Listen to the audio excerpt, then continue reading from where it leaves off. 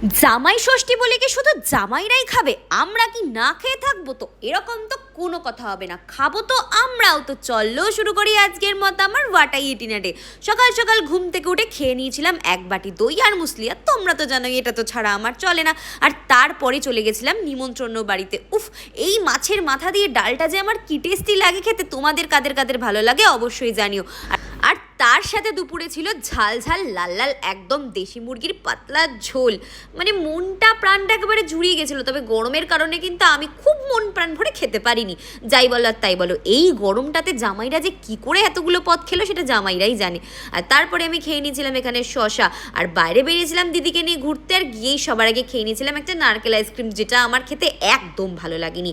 আর সন্ধ্যাবেলা আমি খেয়ে নিয়েছিলাম ভুট্টার, এটা এত টেস্টি খেতে ছিল আমার মনটা ভালো হয়ে গেছিলো। আর ফেরার সময় বারাসাতে নামতে না নামতেই ব্যাস আবার খিদে পেয়ে গেল। আর তার সাথেই তো খেয়ে নিলাম ঘুগনি। আর তোমরা তো জানোই এটা খেতে আমি কত ভালোবাসি। ডিনার করেছিলাম ডাল সিদ্ধ আর ডিম সিদ্ধ দিয়ে। তো কেমন লাগলো অবশ্যই জানিও। টাটা।